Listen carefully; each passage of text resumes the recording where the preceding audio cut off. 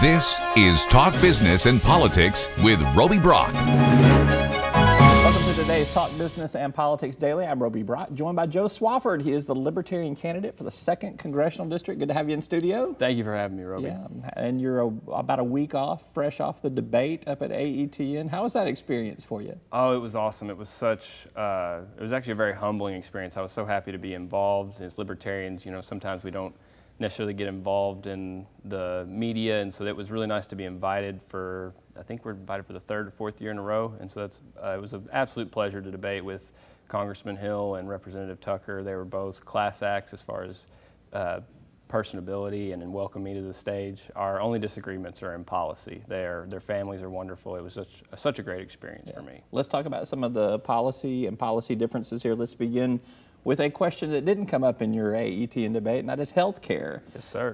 Where do you stand on the Affordable Care Act? Should it be modified and changed somewhat to be improved? Should it be eliminated and restarted altogether? I think it should be totally repealed. We only got the repeal of the actual mandate out of it. It's still gray and muddy as where we can buy insurance over state lines. I think the real problem is threefold, and it's one, in our practices, in the actual medical practice, we need to know what something costs. And we can't make accurate decisions unless we know what something costs. I had surgery a couple of years ago, hernia surgery, and I still don't know what my hernia exactly costs because it got routed through insurance, and I've called the hospital, the doctor, and nobody can tell me because it's that complicated. So you advocate more transparency? Yes, more transparency in the actual field. Insurance, we need to be able to buy across state lines. We need to let competition ensue because that's the way that we actually get towards an insurance company be able to afford people with pre-existing conditions, and they'll be able to provide plans for them because of that competition. And we could go into that further on, but that's the simple answer on that one. And then we need to look at the FDA and roll back some of the regulations of the FDA that are actually costing us lives and as opposed to saving us lives. Every drug that was called back by the FDA was once approved by the FDA. So we need to have better practices at the FDA level. Why do you think Congress can't move past some of the blockades that are there? I think everybody universally supports allowing insurance to be sold across state lines. Yet, absolutely. That seems to be a really tough law to get into effect on the books. Why is that?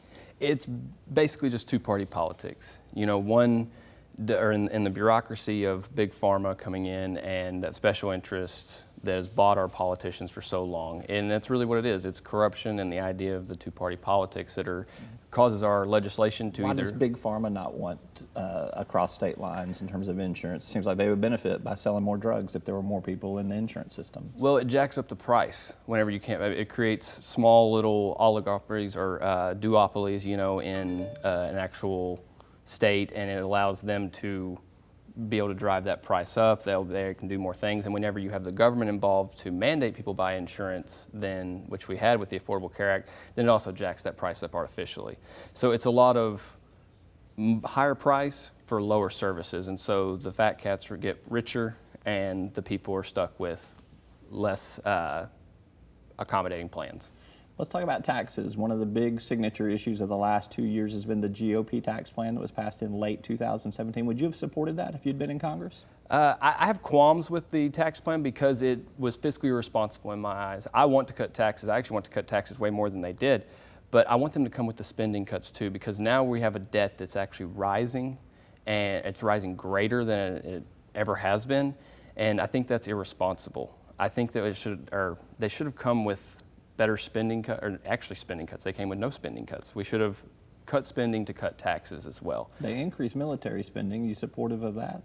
I actually think that we can be more efficient in our military spending. I'm not talking cut a lot. With the penny plan that I advocate for, that's 1%.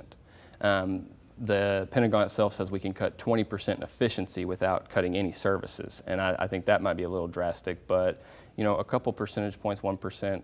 That should be easy to do, just being more efficient. Tell me a little bit about the penny plan. I think a lot of people may not know what the penny plan is. Absolutely. And what your support for that is. So the penny plan says that in 5 years we can pay off the debt if we cut the budget by 1 penny for every dollar, 1% across the board.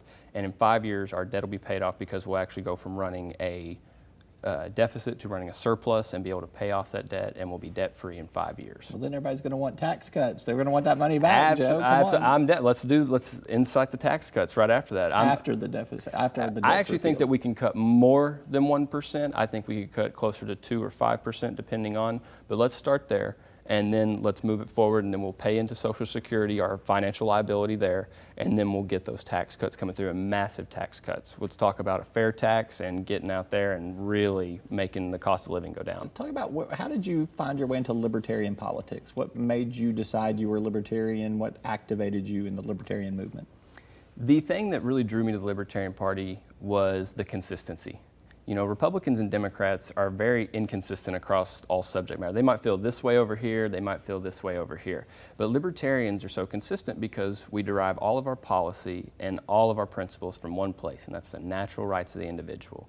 What you have naturally as a human are allowed to do, and without anybody else involved. That is where we start with everything. So even if there's a Libertarian who doesn't know the answer, if they start at that point, they can find a suitable answer going forward. And that's what brings us to be fiscally conservative. You know, you shouldn't be stolen from. You shouldn't have such a high tax burden from the federal government that's basically stealing all this money from you to go for things that aren't necessary to your life or really to the help of the national interest. Sometimes they're detrimental to the national interest. And then we go to socially, you have the right to do whatever you would like to do so long as it doesn't infringe upon the rights of another. No one has the right to tell you how to live your life so long as you are not impeding upon their rights. All right, he's Joe Swafford. He's the Libertarian candidate for the Second Congressional District. Yes, Good to be with you. Thank you very much. Thanks so much. Best of luck to you. Thank you. That's all for today's Talk Business and Politics Daily. I'm Roby Brock. We'll see you next time. Each day, the promise of our nation begins again. Arkansas and America, moving forward. I help make that promise a reality. It's not for everyone, but people everywhere depend on us. Oh, I love you too, sweetie. Trucking delivers, or everything stops. And that's what drives me. I did. You'll find us at the end of a lot of long country roads, covering over 60% of the great state of Arkansas. Our 17 electric distribution cooperatives are working day and night to provide reliable, affordable power to over 500,000 homes, farms, and businesses, just like yours. The Electric Cooperatives of Arkansas, your local energy partners.